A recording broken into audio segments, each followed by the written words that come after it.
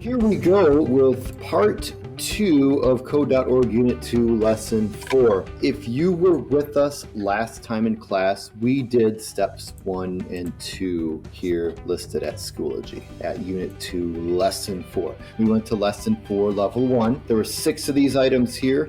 You only had to choose 3 of them. They're just little HTML review activities, debugging, finding where they might have put the slash in the wrong place in a paragraph tag, for example, or maybe their headings didn't work. Those are the types of tags we've learned until now, right? We've had paragraph tags and heading tags, and we saw that there was starter code 2, like doc type HTML, body/body, all of that stuff. So then we did lesson 4, level 2.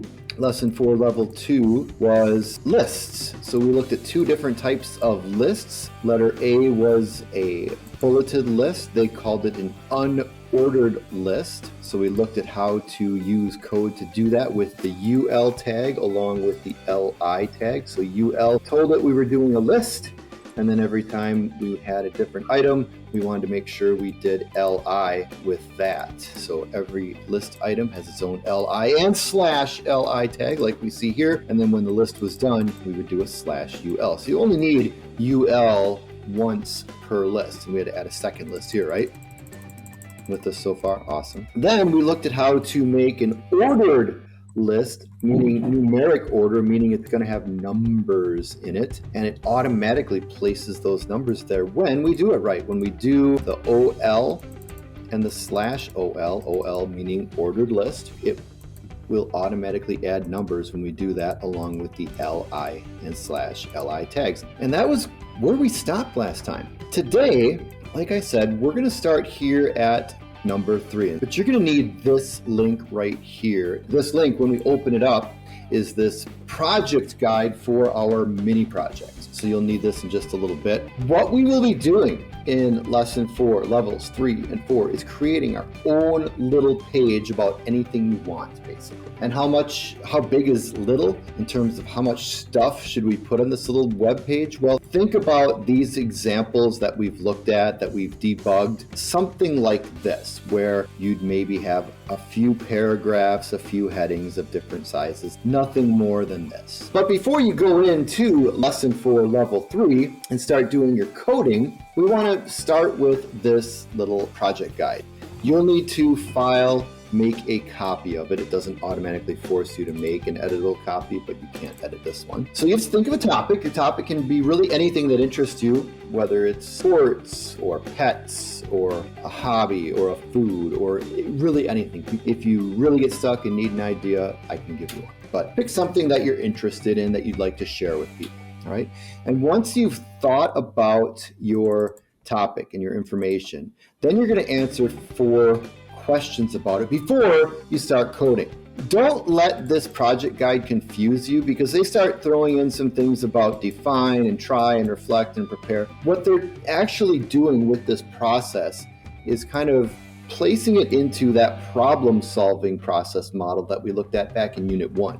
So they will ask you 4 questions about your topic and about your page before you start actually coding it. Question 1 is, what is your topic? Step 2 is, what content or information is important to include in your web page? Meaning, what sort of stuff are you going to tell us about your topic? You can keep this really kind of short and to the point as well. But if your topic was, say my topic was McDonald's, the information I might mention here in question 2 is, well, I'm going to talk about the benefits, the drawbacks, the food, stuff like that. Okay, so tell us what your topic is and what sort of information about your topic you're going to share on the web page. Number 3 is, how should the content be organized or structured? Remember, web pages have content and they have structure. So how should the content be organized so it's clear what's most important? I think I would answer this question if I was doing McDonald's. I would say I'll put McDonald's as a heading, and then in an H2, like a subheading, I would probably put like the food or the benefits and the drawbacks. So for number 3, just sort of tell us how you might organize it. Question 4, what HTML tags will you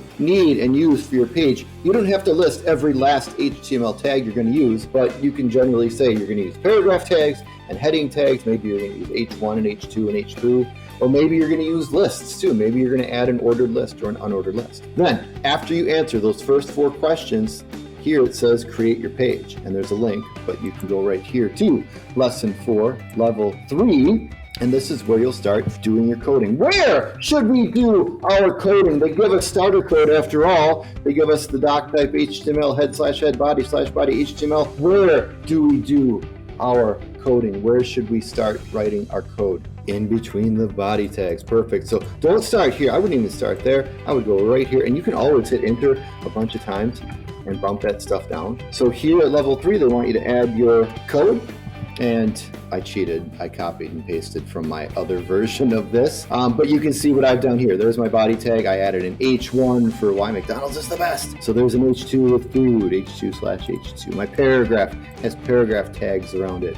I made a list. You don't have to add a list to yours. It's not a requirement, but you should have at least a couple of headings and a couple of paragraphs if you decide not to use lists. And I think it says that here too, yeah. Code.org requires you include at least 2 headings and 2 paragraphs. So after you do level 3, make sure to hit finish on the bottom right. That will take you, because after all, they gave us the little peanut icon right there. Level 4, it just says review your page, check and make sure it looks good. And if you're happy with it, we're going to turn this one in a little bit differently than our regular lessons. After you're done with your page, like I am here, go back to your project guide. So keep this open in its own tab. But there's one little reflection question that you need to answer. What is your favorite thing about your mini website? And then it says when you're finished, you're going to create a link and copy and paste that link into this big giant green box.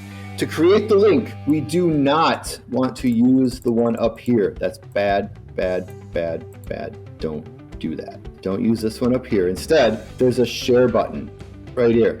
See that share button in the upper left? When you hit that share button, there's a link right here that you don't even have to highlight or anything. You can just click copy link to project, and then you'll go in here and you'll command V, command on the Mac, right? Or you can right click and paste. That's the link to your project, okay? Then you'll just take this entire document and submit it here at the Unit 2 Lesson 4 mini project. Submit it from the Resources tab, Google Drive. That's what we will do here for the first part of the class period. One more time, you'll need to open up this project guide first, think of a topic, and answer these 4 questions about the topic. Then go here, build your page at level 3, review it again at level 4, make sure it's good, and then you'll do the share thing, copy the link, paste that link down here, and submit this document. We're right back here at Schoology.